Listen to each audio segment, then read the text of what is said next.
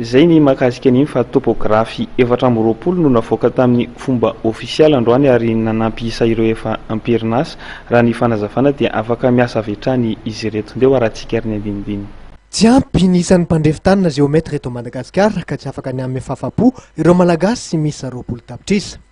Ho fanatevenana ny ho lavitry ny mpandrafitany na ny OGEM ary dia nanao fianianana ireo géomètre misy 420 tetsy amin'ny fitsarana Titsianosy rehefa avy nanaraka fampiofanana nandritra ny roa taona. Ny olana moa zany ray zany moa zany mbola eo ihany ny tsy fahampiana isa raha oharina amin'ny ataontsika hoe ny asa miandry eto amin'ny Madagasikara ray manontolo.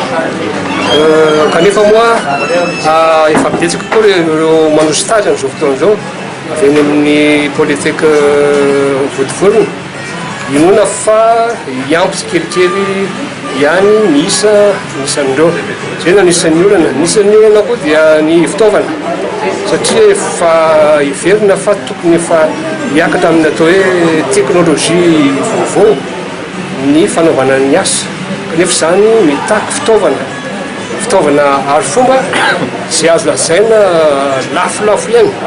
Mahatratra 730 ny isan'ireo mpandrefitany na géomètre amikambanao anivon'ny OGEM ankehitriny, ny 920 mpiasam-panjakana, ny 270 kosa avy amin'ny sehatra tsy miakina. Mitsinjara amin'ny faritra 5 eto amin'ny nosy ireo mpandrefitany. Ny antota taratasy mikasika ny morcellement na fivarotana tany amin'izao fotoana izao no tena betsaka amin'ny asa sahan'izy ireo, ho iatrany Andriamatoa Rakotoarnosy Francis filohan'ny OGEM.